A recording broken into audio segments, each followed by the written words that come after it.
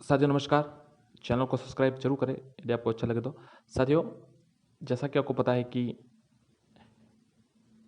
कुछ साथियों का प्रश्न था कि एडिशनल मैटर पर क्या चल रहा है। तो साथियों, एडिशनल मैटर पर अभी तक सरकार की तरफ से कोई स्पष्ट बात नहीं है और उनकी तरफ से कोई रुचि भी नहीं दिखाई जा रही है कि इस मैटर पर क्या हो रहा है। न निदेशालय की तरफ से कुछ हो रहा है कि कुछ नया प्रोसेस हो रहा है। एक बार जरूर आपको पता है डाटा जरूर मांगा गया था, परंतु उसके पश्चात कोई कार्रवाई आगे की नहीं हो, प्रोसेस नहीं हुई है, नई कोई प्रक्रिया हुई है। और एसएलपी की साथियों बारे में कोई विशेष सूचना नहीं है। एक बार न्यूज़ में ज़रूर बात आई थी कि एसएलपी लग रही है, परंतु नहीं लग रही है। तो कुछ जो नॉन एडिशनल के साथी है वो इसका इंतजार कर रहे हैं कि कब सरकार इस पर निर्णय ले, कि वो इसका ये वेटिंग कर रहे हैं कि जो एडिशनल धारी है उनको अयोग्य किया गया, उनको आउट किया जाए और उनकी जगह नॉन एडिशनल धारियों को सिलेक्ट किया जाए। और जो एडिशनल धारी साथी है वो ये इंतजार कर रहे थे कि कब एसएलपी लगाया जाए। परंतु साथियों, जैसा कि इस मामले में कोई प्रक्रिया आगे नहीं होती दिख रही है, तो जो एडिशनल धारी अभ्यर्थी है उन्होंने अपना समूह बनाया है और वो एसएलपी लगाने की पूरी तैयारी कर चुके हैं। और वो सही बात है साथियों, इसके लिए धन की आवश्यकता होती है और शायद वो अभ्यर्थी इसके लिए धन इकट्ठा भी कर रहे हैं और अपनी तरह से सुप्रीम कोर्ट में एसएलपी लगाने का प्रयास कर रहे हैं। सुप्रीम कोर्ट में एसएलपी लगाने के जो वो एक प्रकार साथियों तीसरी पार्टी है, वो तीसरी पार्टी के रूप में लग रहा है, क्योंकि सरकार इसमें आमने सामने थी, परंतु ये तीसरी पार्टी के रूप से अलग से एसएलपी लगा रहे हैं। इसका लगाने का कारण ये है कि शायद उनको ये अंदेशा हो रहा है कि कहीं सरकार ये ना कह दे कि जो एडिशनल धारी है, उन जो पोस्टेड है उनको सिर्फ राहत दी जाए और बाकी 2021 में उनको चयन जो एडिशनल है उनको योग्य न माना जाए। इसलिए पहले से साथियों वो तैयारी कर रहे हैं, जो अभ्यर्थी है 2021 में एडिशनल धारी है वो, और इसीलिए वो तीसरी पार्टी के रूप में, थर्ड पार्टी के रूप में लगा रहे एसएलपी। तो साथियों, जब भी एकदम एसएलपी दायर होगी आपको जरूर सूचना दी जाएगी साथियों। इसके अतिरिक्त साथियों, रीट वेदता का जो मामला है, रीट वेदता के मामले से पहले साथियों एक बात बताना चाहूँगा कि जैसे अगर एसएलपी लगती है और जो डीबी का फैसला उस पर स्टे आ जाता है, यथास्थित, तो फिर मामला यथास्थित हो जाएगा और उसमें सरकार फिर, या फिर जब रीट की विज्ञप्ति आएगी या फिर जो भी फॉर्म भरा जाएगा, तो उसमें एडिशनल धारियों को सरकार ये कहकर राहत दे सकती है कि अभी तक फैसला नहीं आया है।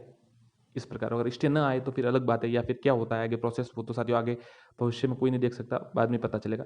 इसके अतिरिक्त साथियों, रीट वेदता का मामला है, रीट वेदता उसकी सुनवाई है, केस मजबूत लग रहा है, क्योंकि कई अभ्यर्थियों को 124, 125, 127 नंबर और वेटेज के कारण रह चुके हैं। तो उनके कारण उनको कोरोना के कारण 5 बार परीक्षा तिथि आगे खिसक चुकी थी।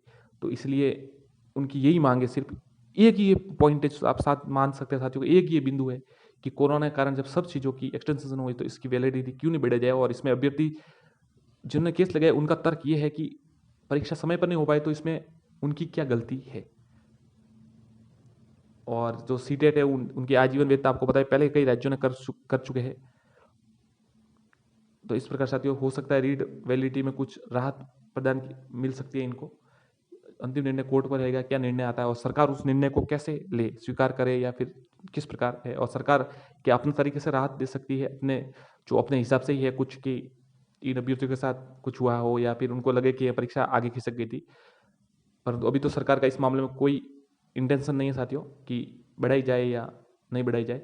तो कोर्ट केस चल रहा है, कोर्ट केस पर निर्भर रहेगा ये कि वैलिडिटी बढ़ती है या नहीं बढ़ती। आप अपनी राय जरूर दें, क्या ये वैलिडिटी बढ़नी चाहिए या वैलिडिटी नहीं बढ़नी चाहिए, और एकदम फ्रेश जो परीक्षा दे उनको ही सिलेक्शन में योग्य होना चाहिए, या फिर जो ये अभ्यर्थी 2017 में कुछ रह गए हैं और जो परीक्षा समय पर नहीं होने के कारण वंचित रहे, तो उनको उनका अधिकार मिलना चाहिए।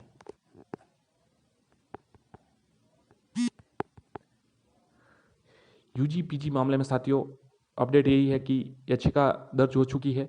आपको पता है इसमें एक बार शिक्षा मंत्री ने प्रेस वार्ता की थी कि सेम सब्जेक्ट आवश्यक है, परंतु फिर जब नोटिफिकेशन आया 26 जुलाई को, तो उसमें प्रमोशन के लिए सेम सब्जेक्ट का कंफर्म किया गया, परंतु जो बाकी सीधी भर्ती में उसमें सेम सब्जेक्ट को महत्व नहीं दिया गया और कहा कि जो पीजी में सब्जेक्ट होगा वही आपके लिए ठीक रहेगा, जो पीजी में सब्जेक्ट है उसी से आप परीक्षा दे सकते हैं। परंतु प्रमोशन के लिए जरूर ये नियम लागू किया गया। तो इसके विरुद्ध साथियों याचिका दायर की गई और इसमें नोटिस द्वारा जवाब मांगा गया है। आगे की जो न्यूज होगी आपको जरूर पहुंचा दी जाएगी। धन्यवाद साथियों।